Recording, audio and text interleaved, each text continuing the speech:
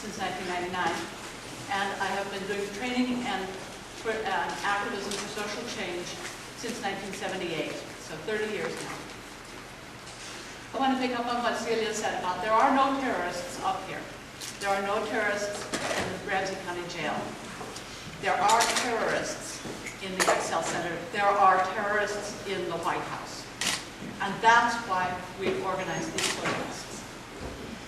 The house raids that we saw in Minneapolis and St. Paul this week are very similar to the house raids that have been carried on by our Marines in Iraq and in Afghanistan and in other places around the world.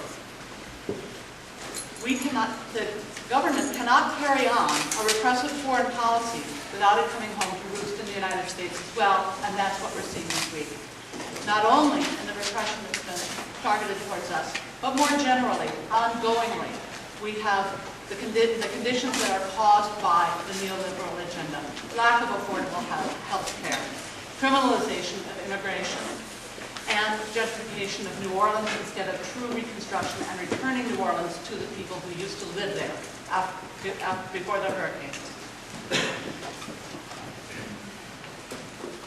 So when the people who are directly responsible for these acts of abuses of power come to the Twin Cities, to my hometown of St. Paul, I need to speak up. I owe it to my friends in other countries.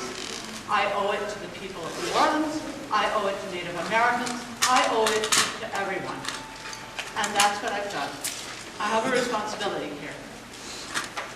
Now, my age and my background would have probably led me to organize with the coalition to march on the RNC and Stop the War, which had a legal, permitted, peaceful march on Monday. And I personally feel very happy that that march happened. I feel proud that 10,000 people marched in the streets of my town, St. Paul, in protest of the Republicans. And I'm very glad that went off well. I made a personal choice not to organize with the coalition march on the RNC and Stop the War.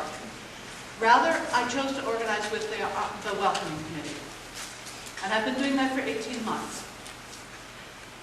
I believe in my capacity and my identity as a nonviolence trainer and as pacifist.